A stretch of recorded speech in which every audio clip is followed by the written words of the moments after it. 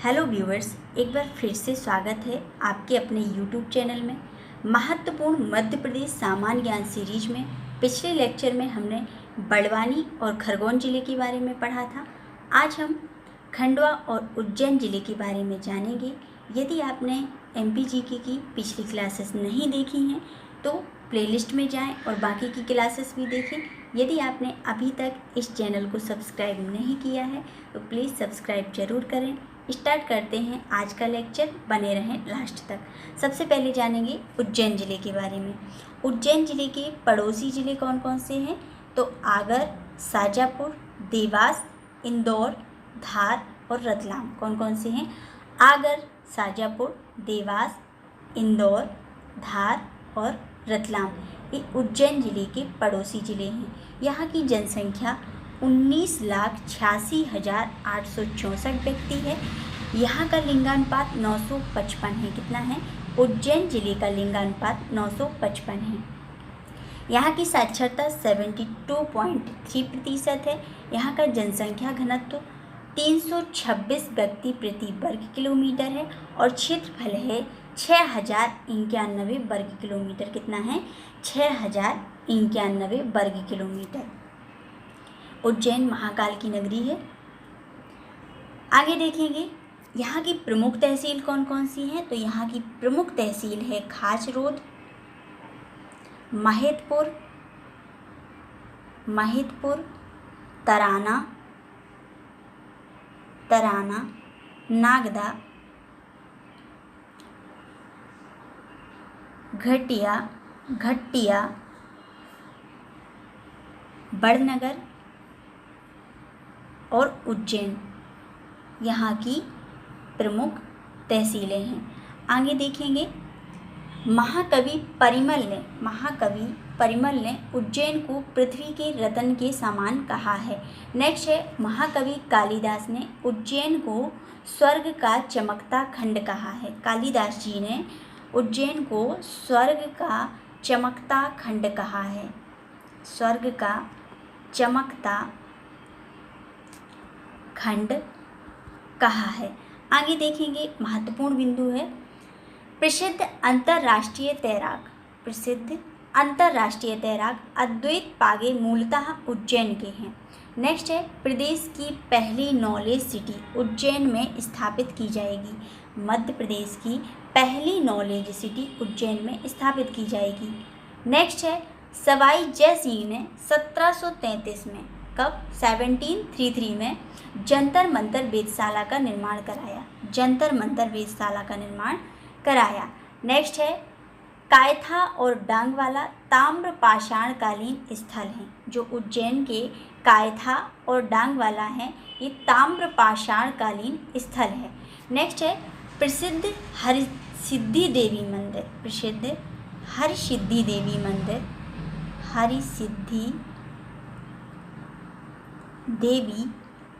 मंदिर यहाँ पर स्थित है।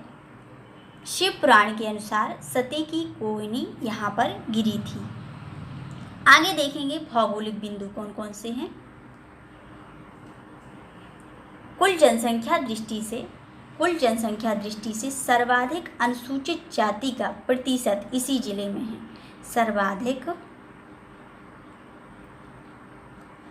अनुसूचित जाति का प्रतिशत इसी जिले में है, यानी कि उज्जैन जिले में है। नेक्स्ट है यहाँ पर एशिया का सबसे बड़ा सोयाबीन संयंत्र स्थापित है। महत्वपूर्ण है एशिया का सबसे बड़ा सोयाबीन संयंत्र कहाँ पर स्थापित है तो मध्य प्रदेश के उज्जैन जिले में। नेक्स्ट है उज्जैन क्षिप्रा नदी के तट पर स्थित है। उज्जैन जिला क्षिप्रा नदी के तट पर, क्षिप्रा नदी को मालवा की गंगा भी कहा जाता है, मालवा की गंगा कहा जाता है। तो उज्जैन क्षिप्रा नदी के तट पर स्थित है। आगे देखेंगे, बता चुकी हूँ मैं, क्षिप्रा नदी को मालवा की गंगा कहा जाता है। नेक्स्ट है उज्जैन के नागदा में कृत्रिम रेशे बनाने का कारखाना है। महत्वपूर्ण है कृत्रिम रेशे बनाने का कारखाना कहाँ पर है तो उज्जैन के नागदा में। नेक्स्ट है उज्जैन मालवा के पठार के अंतर्गत आता है। मालवा पठार के अंतर्गत आता है उज्जैन जिला और यह काली मिट्टी से संपन्न है। काली मिट्टी यहाँ पर पाई जाती है। तो इस तरीके से हमने देखे भौगोलिक बिंदु। अब देखेंगे अर्थव्यवस्था से संबंधित बिंदु कौन कौन से हैं। तो उज्जैन का महत्वपूर्ण सहकारी शक्कर का कारखाना है यहाँ पर महत्वपुर में। नेक्स्ट है नागदा कृत्रिम रेशे का कारखाना है, मैं बता चुकी हूँ। नेक्स्ट है कॉटन सीड्स सॉल्वेंट प्लांट, कहाँ पर है तो उज्जैन में है। अगला है यह क्षेत्र सूती वस्त्र उत्पादक के केंद्र के रूप में जाना जाता है। जो उज्जैन जिला है तो इसका क्षेत्र सूती वस्त्र उत्पादक के केंद्र के रूप में जाना जाता है। आगे देखेंगे सांस्कृतिक एवं पर्यटन बिंदु कौन कौन से हैं, महत्वपूर्ण हैं। तो प्रत्येक 12 वर्ष पश्चात यानी कि 12 साल, प्रत्येक 12 वर्ष पश्चात उज्जैन में सिंहस्थ का मेला लगता है। नेक्स्ट है पर्यटन स्थल कौन कौन से हैं देख लेते हैं। तो यहाँ पर भ्रतहरि की गुफाएं हैं, महाकाल मंदिर है जो 12 ज्योतिर्लिंग में से एक है। यहाँ पर संदीपनी आश्रम है, मैं लिखती जा रही हूँ संदीपनी आश्रम। चिंतामण गणेश, काल भैरव मंदिर, कालियादह महल,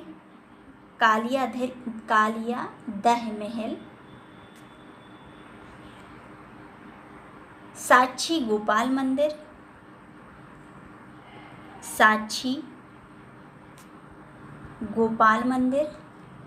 जंतर मंतर। आगे देखेंगे चंपा की बावड़ी,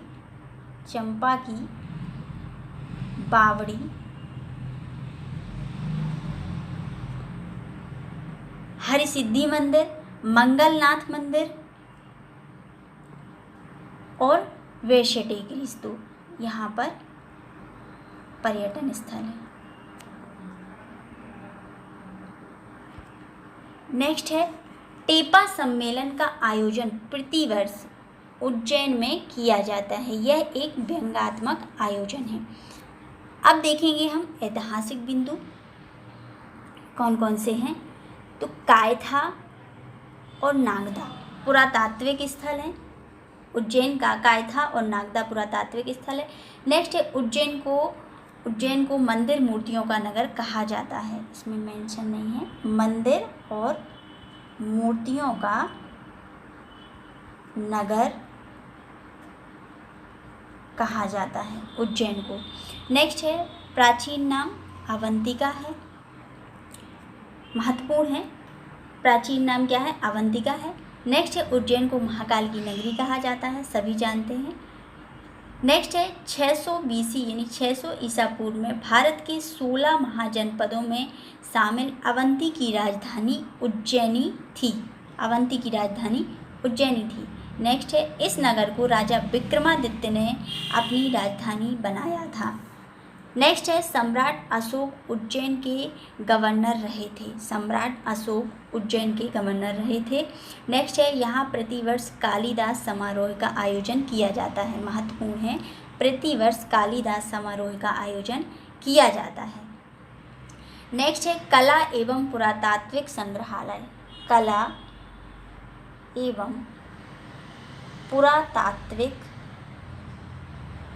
संग्रहालय, त्रिवेणी उज्जैन में स्थित है। तो इस तरीके से हमने देखे ऐतिहासिक बिंदु। कुछ अन्य बिंदु देख लेते हैं।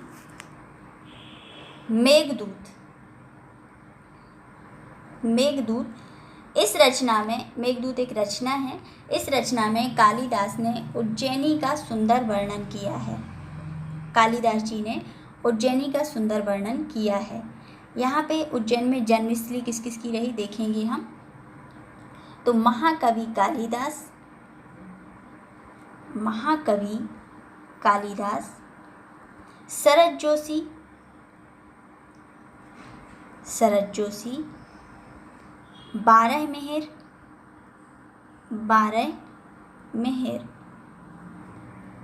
इनकी जन्मस्थली रही है। नेक्स्ट है मलखंभ एकेडमी उज्जैन में स्थापित है। मलखंभ एकेडमी महत्वपूर्ण है। मलखंभ एकेडमी मध्य प्रदेश के उज्जैन में स्थापित की गई है। कहाँ पर है मलखंभ एकेडमी? उज्जैन में। यहीं पर उज्जैन में ही दुर्गादास की छतरी है, दुर्गादास की समाधि है। दुर्गादास की छतरी। तो इस तरीके से हमने उज्जैन जिले के बारे में जाना। अब देखेंगे खंडवा जिले के बारे में। खंडवा जिले के पड़ोसी जिले कौन कौन से हैं? देवास, हरदा, बैतूल, बुरहानपुर और खरगोन। यहाँ की जनसंख्या 13,10,061 व्यक्ति है। लिंगानुपात 943 है। साक्षरता 66.4% है। क्षेत्रफल है 7,352 वर्ग किलोमीटर और जनसंख्या घनत्व है 178 व्यक्ति प्रति वर्ग किलोमीटर। यहाँ पर 176 हो गया है, ये 178 है। 178 व्यक्ति प्रति वर्ग किलोमीटर यहाँ का जनसंख्या घनत्व है। आगे देखेंगे, खंडवा और खरगोन को सुनहरे जिले कहा जाता है। कपास उत्पादन के कारण खंडवा और खरगोन को सुनहरे जिले कहा जाता है। नेक्स्ट है देश का पहला जल सत्याग्रह घोगल गांव में हुआ था। खंडवा के घोगल गांव में हुआ था। देश का पहला जल सत्याग्रह खंडवा के घोगल गांव में हुआ था। नेक्स्ट है संत सिंगाजी थर्मल पावर प्लांट की क्षमता कितनी है? तो 2520 मेगावाट है। यहाँ पे जो संत सिंगाजी थर्मल पावर प्लांट है उसकी क्षमता 2520 मेगावाट है। यहाँ की प्रमुख तहसील कौन कौन सी हैं? तो यहाँ की प्रमुख तहसील पुनासा, हरसूद, खालवा, पंधाना और खंडवा यहाँ की प्रमुख तहसीलें हैं। आगे देखेंगे भौगोलिक बिंदु कौन कौन से हैं। गांजा उत्पादन में प्रदेश का प्रथम जिला है। गांजा उत्पादन में खंडवा प्रदेश का प्रथम जिला है। नेक्स्ट है हरसूद जो इंदिरा सागर परियोजना के डूब क्षेत्र में आ गया है। पुनासा ग्राम में इंदिरा सागर परियोजना स्थापित है। पुनासा, खंडवा के पुनासा ग्राम में इंदिरा सागर परियोजना स्थापित है। नेक्स्ट है प्याज उत्पादन में प्रमुख जिला है खंडवा जिला। नेक्स्ट है मालवा ताप विद्युत उत्पादन केंद्र एवं सिंगाजी ताप विद्युत केंद्र यहाँ पे निर्माणाधीन है। नेक्स्ट है यहाँ कपास, मिर्च व सोयाबीन जैसी फसलें उगाई जाती हैं। अगला है यह भारत के सबसे बड़े कपास उत्पादकों में से एक है। आगे देखेंगे सांस्कृतिक एवं पर्यटन बिंदु कौन कौन से हैं। तो यहाँ पे संत सिंगाजी की समाधि है। नेक्स्ट है दादा धुनी वाले का आश्रम यहीं पर है। अगला है ओमकारेश्वर, 12 ज्योतिर्लिंगों में से एक ओमकारेश्वर ज्योतिर्लिंग खंडवा में है। नेक्स्ट है छनेरा ग्राम जिसे नया हरसूद कहते हैं, इसी ज़िले में है। आगे देखेंगे धार्मिक स्थल कौन कौन से हैं यहाँ पर। तो यहाँ पर मंदिर हैं भगवान संभवनाथ मंदिर और तुलजा भवानी मंदिर। और नेक्स्ट है ओमकारेश्वर मंदिर जो कि खंडवा के मानधाता में है, महत्वपूर्ण है। नर्मदा नदी के तट पर स्थित ओम के आकार की पहाड़ी पर भगवान शिव के 12 ज्योतिर्लिंग में से एक ओमकारेश्वर जिसे ममलेश्वर ज्योतिर्लिंग कहते हैं विराजमान है। यहाँ पर अन्य दर्शनीय स्थल कौन कौन से हैं। तो यहाँ पर शंकराचार्य जी की गुफाएं, शंकराचार्य जी की गुफाएं और आशापूर्णा देवी मंदिर है। आगे देखेंगे व्यक्तित्व। फिल्म अभिनेता किशोर कुमार, अशोक कुमार और शान जो एक गीतकार हैं। अन्नू कपूर जो कि एक अभिनेता हैं। भगवंत राव मंडलोई पूर्व मुख्यमंत्री, इन सभी का संबंध खंडवा जिले से है। ऐतिहासिक बिंदु देखेंगे।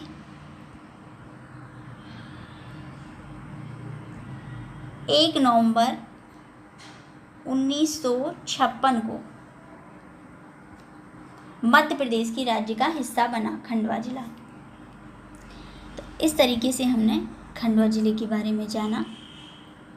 आई होप आपको आज का लेक्चर समझ में आया होगा। यदि लेक्चर आपको हेल्पफुल लगता है तो वीडियो को लाइक करें। यदि आपने अभी तक चैनल को सब्सक्राइब नहीं किया है तो चैनल को सब्सक्राइब जरूर करें। साथ ही ऑल नोटिफिकेशन के लिए बेल आइकन को भी प्रेस करें। जय हिंद, जय भारत।